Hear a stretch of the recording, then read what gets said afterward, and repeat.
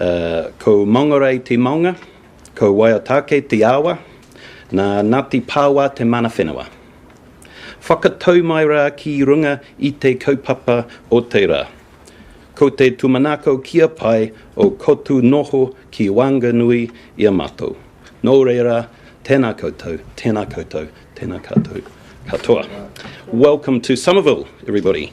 We are here in the shadows of the lovely Mongorei or Mount Wellington along the shores of the Tamaki Estuary, and this is the land of the Ngāti Pāwa. So we hope you all have a lovely morning with us here this morning, and welcome and hello. Thank you. I'd like to invite. Thank you.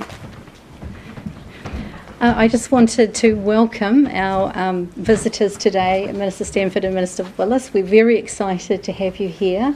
I also wanted to welcome our families that have come today, our visitors from other schools and the Ministry of Education and CFANS. Welcome everyone. And I'm not going to take up any more time because I'm, just like the rest of you, dying to hear what's going to happen next. So over to you, Minister Stanford. Thank you. Kia ora koutou katoa, greetings to all of you. Our government believes that education is the most important gift we can give the next generation. If there is one thing we can do to strengthen the potential of our future economy, it is educate our children well. And we recognise that this school and special schools like it around the country do a magnificent job of looking after their students and looking after the families who support those students.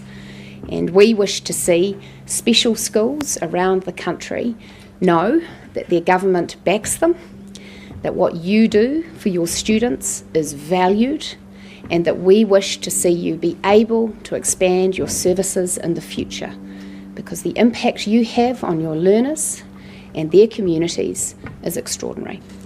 So the announcement we are making today is about our government's commitment to the buildings in which you teach. And before I hand over to the Education Minister, I want to say this, which is that we owe it to you to give you good buildings to learn in and good classrooms. There is no place for mushrooms or mould. But we also recognise that while we provide you that capital funding, that operational funding, and that is important, the real magic of what happens inside those classrooms is about people.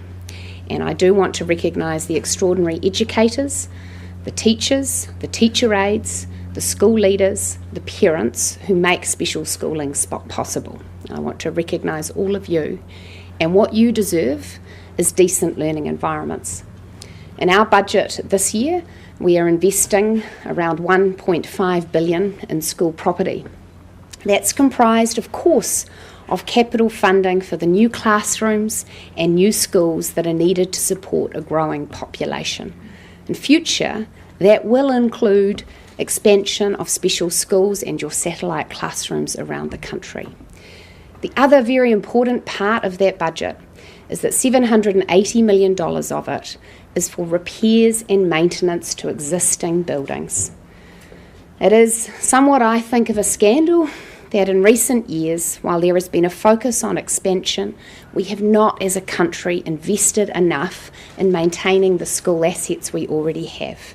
And we want to make sure that we have the funds invested so that schools are warm, schools are dry, and the places that our students and young people are learning are safe and healthy learning spaces. We owe that to New Zealand's education system. So I'm going to hand over now to the Education Minister, and if I can just close by saying thank you for what each of you do in this room. I know that the work you do is done with heart, it is done with love, and it has an enormous impact.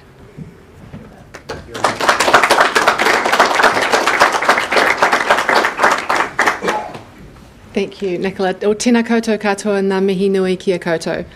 I'm really delighted to be here today with my friend and colleague, the Minister of Finance, Nicola Willis.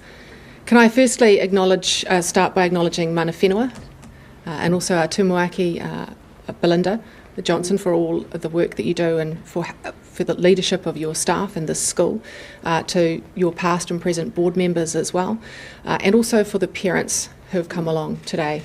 Thank you for the very warm welcome that we've had and spending the time with us you have this morning. Can I also acknowledge Maureen, who's president of the Special Schools Principals Association, and your fellow principals who've come from around the country today. I think I appreciate everything that you do. We've met before, and we will meet many times in the future as we work together on our work program. I also want to acknowledge all of the teachers for all of the care and the skill and the expertise and the patience that you bring every day to the young people in your schools, and to the many, many satellite classrooms that you run as well. I think many people don't realise it's not just the school, it is a whole network of satellite classrooms and staff that work in those satellite classrooms. It's a huge job that you have, and you do a wonderful job. I also want to thank you for something else that you do that you really shouldn't have to do, and that is your advocacy over many, many years. The principals, the teachers, and the parents that are here today, you are tireless advocates for the sector and for your young people.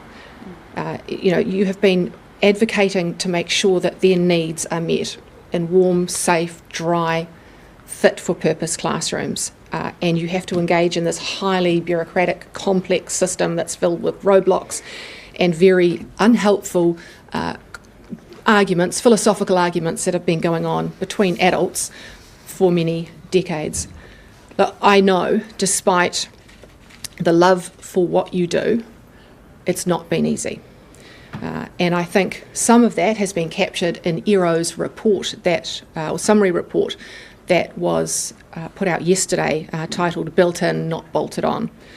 The report firstly found so many positives, like very high levels of parent satisfaction and good quality education, with children benefiting from highly personalised support and highly adapted and individualised programs.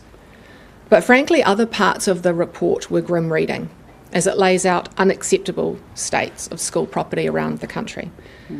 It highlights that what you of the sector have been telling me for a long time, both in government and in opposition, the long wait lists. We now know of more than 650 families across the country, and decades of underinvestment into maintenance and growth.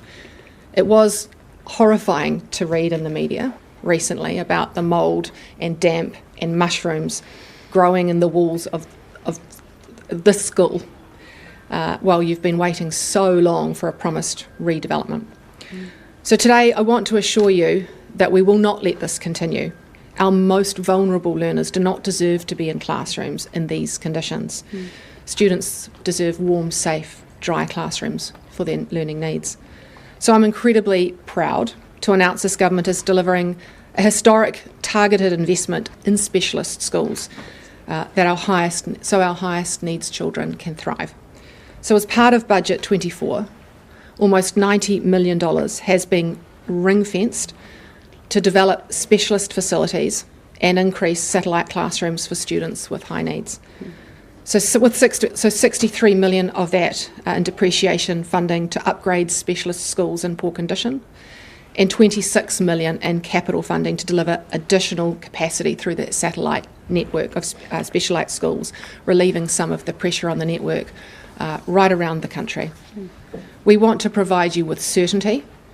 So today I'm announcing the redevelopment of 3 schools, including Somerville School, and the provision of an additional 17... Let's have a clap.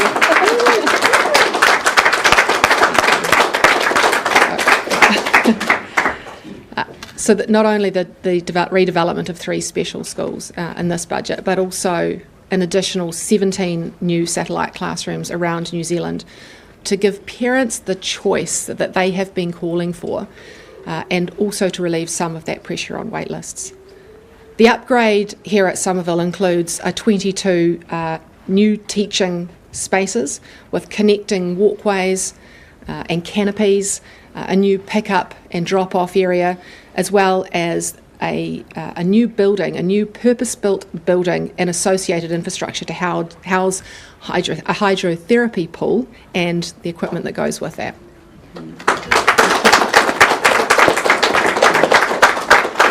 The Ministry tell me it's going to take about 18 months to complete once the construction starts, and once they've gone through all the work that's required towards the end of this year, I think that spades will be in the ground early next year. Decisions on funding for the other two schools are in their very final stages. In fact, we're just talking to them today, and I'll be sharing those details shortly. We're also increasing specialist school capacity with those 17 additional satellite classrooms around the country, from the very far north to the top of the South Island.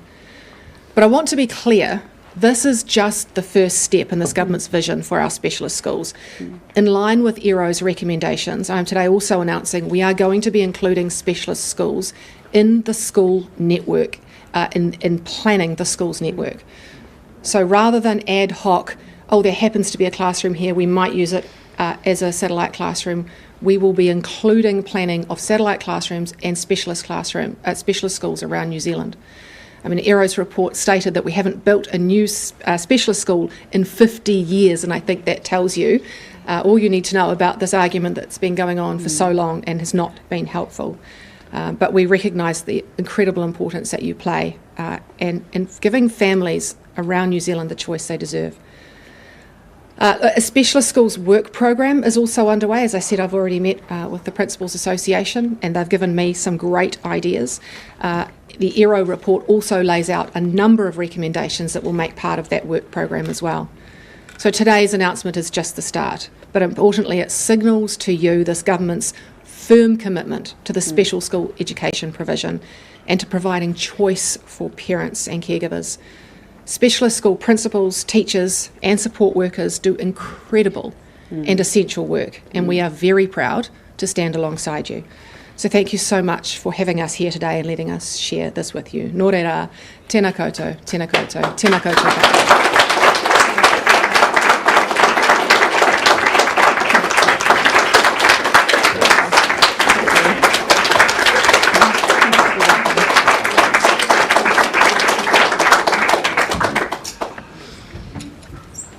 So I think now we're going to just have a wander around to have a look at some of the classrooms, and that we might, and I think afterwards we might chat with media as well. If that's, I think that's the plan. So we might do a wee wander around. Again, thank you so much all for coming. I know you've travelled a very long way, and it means a lot. Thank you. And we know a lot of you fight every day and every week.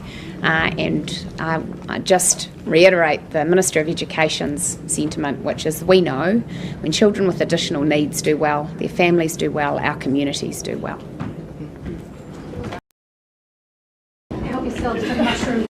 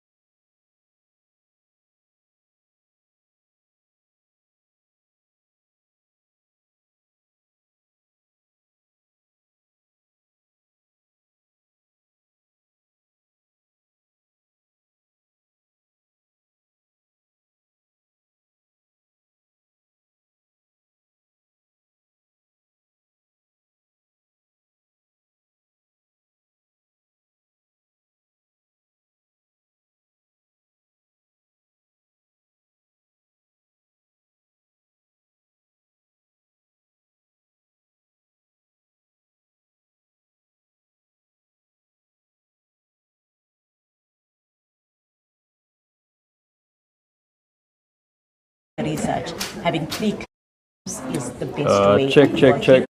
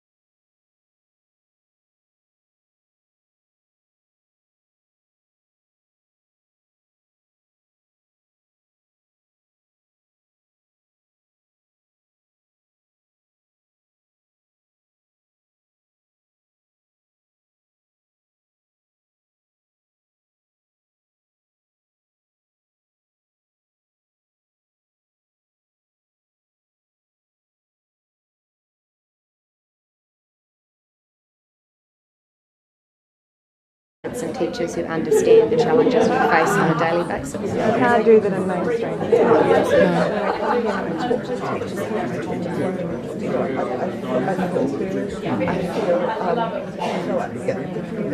When we came to Didn't Open Day last year, and we went to see a couple of the classrooms and seeing, kids who were like outside. It was just, it was the first time we had that, and we had that kind of sense of, there's a place, and it was just, so yeah, again, kind of echoing the comments about something in the place. No longer seems possible. There's 650 families at least around the country, and that's only the people who are on wait list, because there are other schools who don't even have a wait list, and that's why we need to start planning this into the network, building the satellite classrooms, getting more of these classrooms. And then,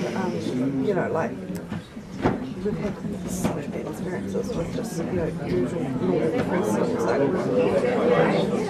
One of the preschools that we sent, 9-year-old Terry and my twins to, we sent them and then I'll go to pick them up and they'll have everyone else sitting in the circle, but they wouldn't know where the city was, and they was locked outside in the dark because they'd forgotten about it and it was quiet, so they didn't even know.